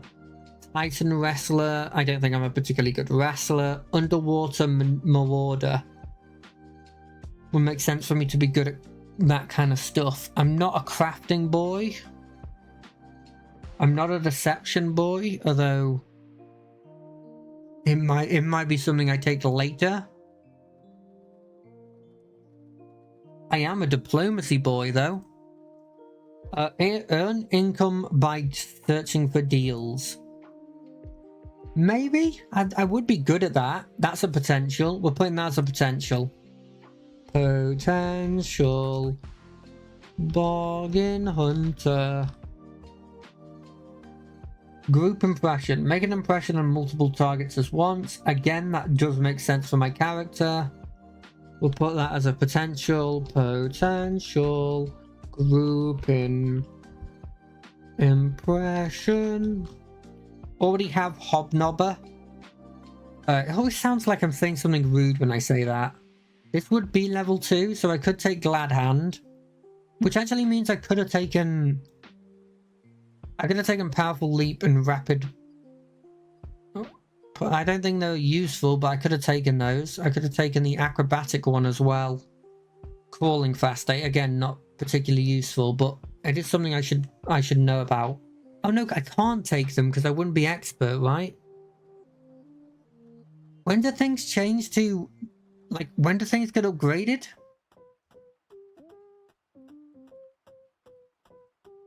Does it say in my fighter thing? Skill increase. Is this one? Cool. So I can't actually take those. But it's good that I caught that before choosing one.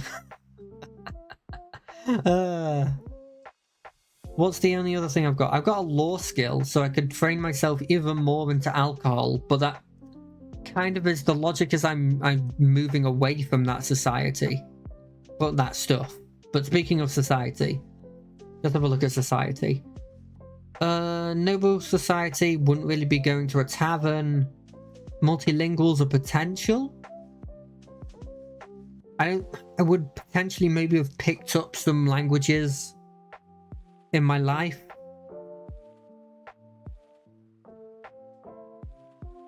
I kind of like the idea of read lips. It kind of would make sense that I potentially know how to read lips.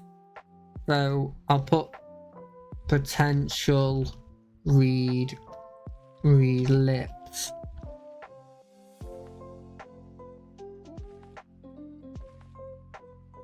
And then I think that's it for me, because that's all the things I'm trained at, right? Yeah, that's all the things that I'm trained at. Unless there's weapon-specific ones, but I don't think it is, because I haven't seen one that's specifically relating to that. I think that's it. So our potentials are these. We've got steady balance, we've got bargain hunter, we've got group impression, and we've got read lips. Let's have a read of these abilities specifically. Steady balance. That's the name of it, right? Yeah, steady balance. You keep your balance easily, even in adverse conditions. Whenever you roll a success using the balance action, you get a critical instead. You're not flat-footed while attempting to balance on narrow surfaces and uneven ground. Thanks to your... You see, we didn't take something that's very similar to this when it was an option for the halfling feat. And so I don't find myself wanting to pick this up really, unless I have to, unless I hate the others. Bargain hunter. You can earn income using diplomacy, spending your days hunting for bargains and reselling at a profit. You can also spend time sniffing out a great bargain on an item. This works as if you're using earn income with diplomacy, except instead of gaining money, you purchase the item at a discount equal to the money you would have gained. Gaining the item for free if your earned income exceeds its costs, equals or exceeds its cost. Finally, if you select Bargain Hunter during character creation at level 1, you start with additional 2 GP. Now, correct me if I'm wrong here, but the only way that you can get one at level 1 is if you go like human or something. I don't think you can naturally get one of these at level 1, but I could be wrong. Group impression. Let's have a look at this. When you make an impression, you can compare your diplomacy check result to the will DC of 2 targets instead of 1. It's possible to get a different degree of success for each target. The number of targets increases to 4 if you're an expert, and 10 if you're a master, and 25 if you're a legendary. I don't see that coming up a huge amount of time, honestly. And finally, I don't feel like Read Lips is going to have anything that I'm particularly surprised with, but let's have a look. You can read lips of others nearby who you can clearly see. When you're at your leisure, you can do this automatically in counter mode or in attempting a more difficult feat of lip reading.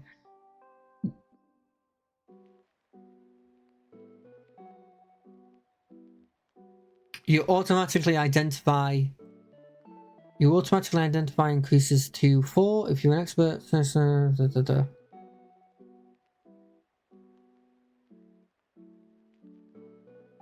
William Wall's a secret. Whether you're going. No, it is this way. What?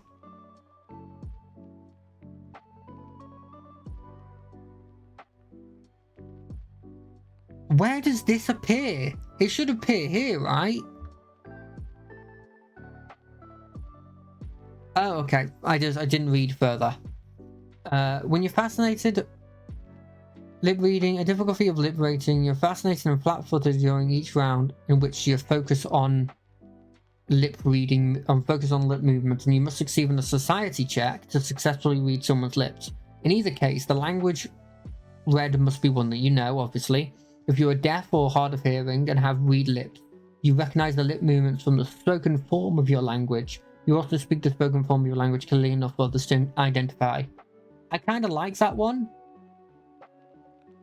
I think realistically, if we're putting stars on ones we might pick, I think the option is probably these. And I'm leaning towards Bargain Hunt. I think Bargain Hunt's interesting. I feel like in the downtime we'll get a lot of use out of that. Being able to get stuff cheap feels like it'd be cool. I'm gonna pick that. The winner is Bargain Hunter. And seeing as we've chosen that, let's go back into skills. And then let's have a look at, what is it? Earn income. There it is, right there. Not what I wanted to do. I clicked the wrong thing. Skills. Earn income. It was literally right there. Okay, here. You can use a skill, typically crafting, lore, or performance, to earn money during downtime. You must be trained in the skill to do so. This takes time to set up, and your income depends on your proficiency rank and how lucrative a task you can find. Because this progress requires a significant amount of time and involves tracking things outside the progress of adventures, it won't come up in every campaign. In some cases, GM may let you use a different skill to earn income through specialized work. Okay. That's kind of cool. So if I'm trained in it, which I already am, I'd be getting a decent amount unless it's really big.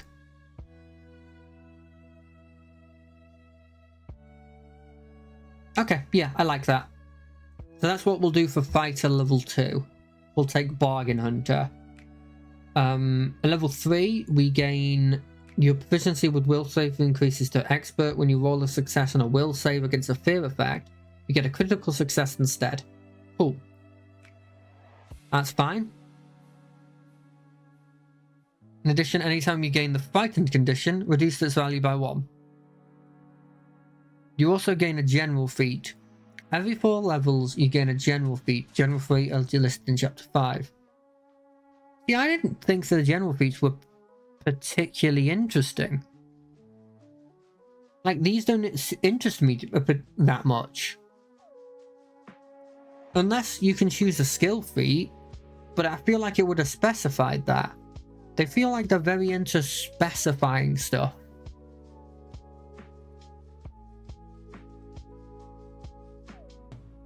You know? So I feel like they would have said something. I could take toughness. I mean, it just gives me more health. That feels like it'd be particularly useful. Like it would be generally useful, I mean. There's no way this is all that there is. They've got to allow you to take...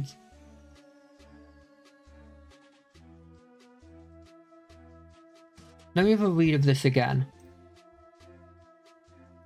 At 3rd level and every 4th level out, you gain a general feat. General feat are listed in chapter 5. I've got to look this up. Pathfinder general feat.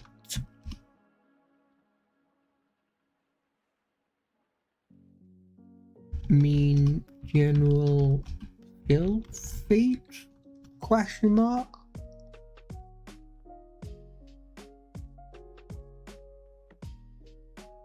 Okay.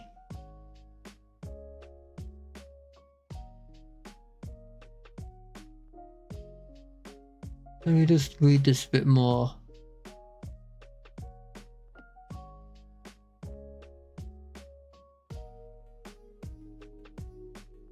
So if I want to, I can take a skill feat, a general skill feat at 3rd level with this ability here.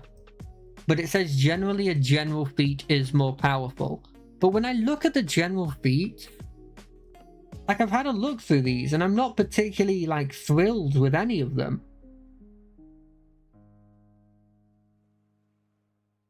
Like, I've looked through this list already when I was looking at ancestral feats, because one of the ancestral feats allowed me to take one of these, and none of them like sparked joy with me.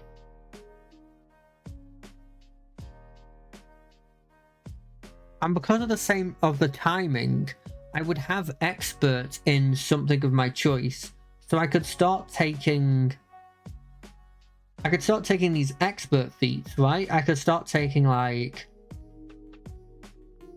make an impression on somebody I've just met.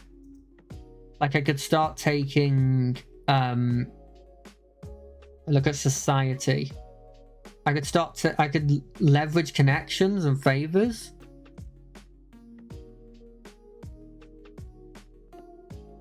I don't think I'd ever take an athletics or an acrobatics one, because I think I want to train myself into generally using feats for outer combat stuff.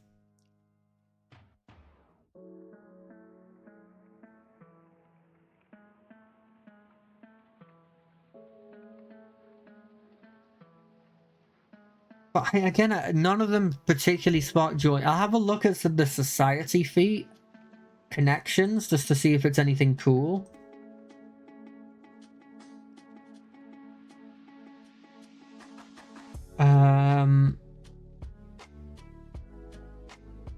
I don't have courtly races, so I can't even take this.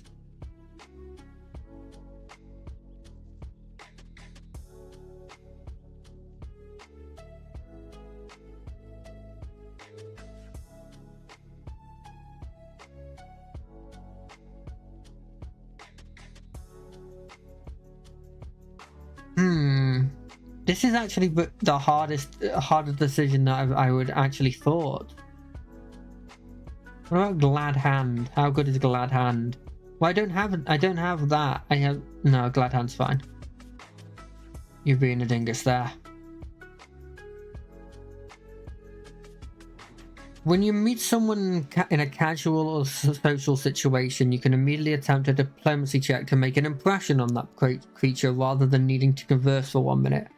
Take a -5 penalty to the check. If you fail or critically fail, you can engage in a 1-minute conversation and attempt a new check at the end of it, rather than accepting the fail. That's cool. That's cool. I'd probably level 3, potentially Glad Hand. Let me have a look at the general feats again. I could gain access to another ancestral feats from another ancestry. Doesn't make any sense. Become trained in a type of armor. Update. Already trained in all armors. Doesn't make any sense for that, right? Hold my breath for longer. Why would I take that? That doesn't seem particularly useful. Canny Acumen. We were shown that it's kind of useless because I already have that. Die Hard. I guess it's generically good. It isn't interesting. It doesn't feel like you don't get active use out of it, you know? Fast Recovery, again, same situation. Feather Step. I haven't taken any of the other things related to like balancing or difficult terrain, so I'm not going to be taking that. I think Fleet's a potential. Having extra movement seems useful. I think I'll put that on as well. Potentially fleet. Fleet. Maybe. Become trained in a weapon type. Am I already trained in weapon types, or is it? Yeah, I'm trained in every. I'm more than trained. I'm expert in stuff. I'm a fighter. Gain a level 1 ancestry feat. None of them are particularly interesting. I guess I could use it to get. No, I've already used that, so I couldn't use it to get that. Become more adept at using untrained skills. That just means that I can generally try on a roll. That's cool, I guess, but I would prefer just making a couple of my skills trained, really, over that.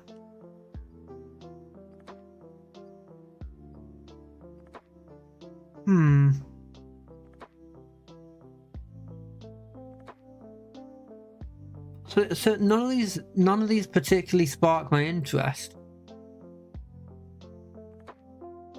I guess I could use canny acumen for trying to get a saving throw, but my saving throws are particularly pretty cool already.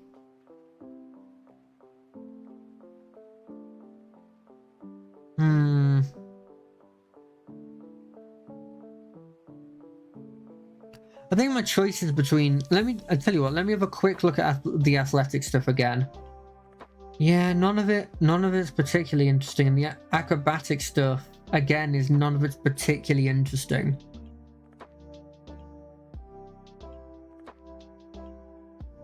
I guess I could.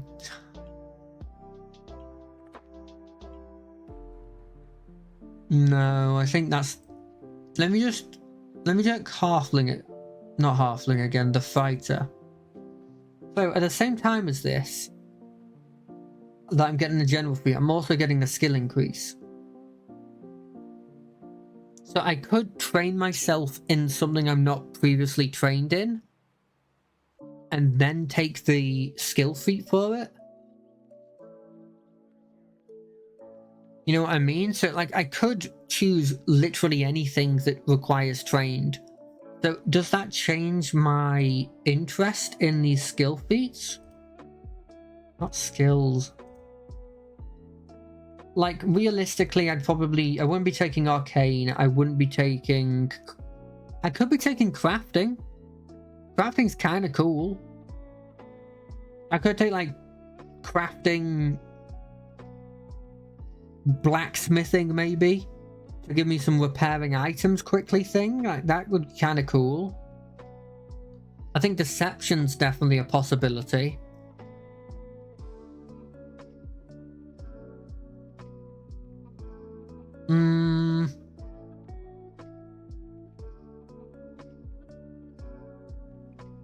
But not to the point where I really would care for them.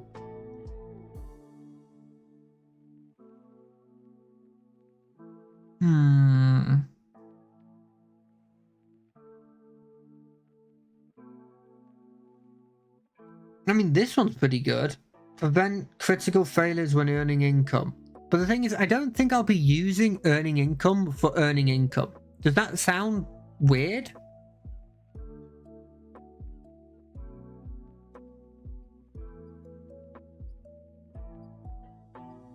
Thinking something like medicine would also be kind of good. I think what we'll do, because it's also hit the 2-hour mark. I think for this, we'll put in something like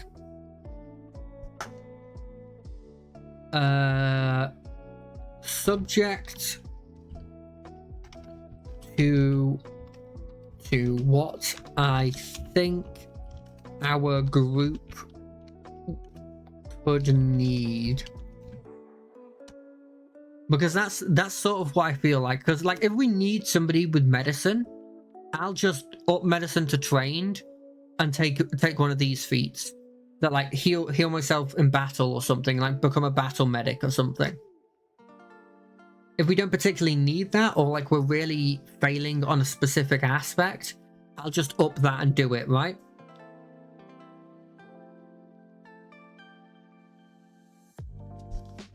Yeah, I mean, that's my thinking is just like if somebody doesn't go that way. So if you go med build, I just won't go medical, right? But I've not got anything I strongly think I want to get at level 3. And so I think I'm going to just leave it up to like what I think we need at that level. Like, is there any obvious skill that we need? Because like, I'll take Glad Hand, I'll take Fleet, but there's nothing I really want at level 3.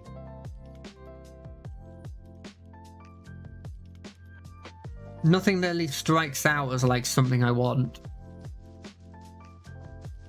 Alright, so I'm just going to quickly copy these notes into the notes section of this campaign. Just so that I have something here.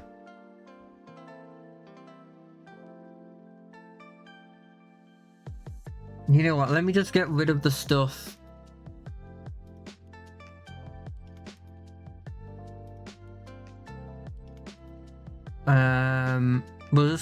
I'll just keep the winners when I'm translating it into the notes.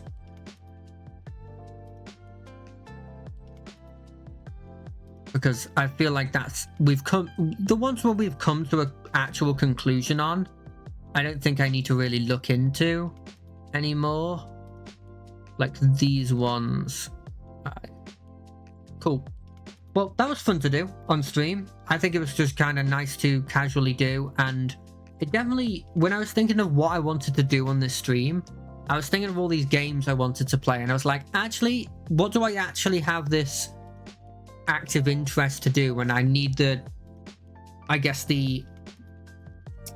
what's the word? The focus on that having a stream actually surprisingly does for me. And it was figuring out like what I want to do with the character. So it's been fun doing this. I might actually do this again because we didn't finish going through what I want to do with my fighter. Trying to not completely plan out, but sort of plan out 1 to 12. But until I next see you, this has been me. I don't know how to. I end these all differently because I have no idea how to end a stream. Bye. Bye. Thanks for all the help.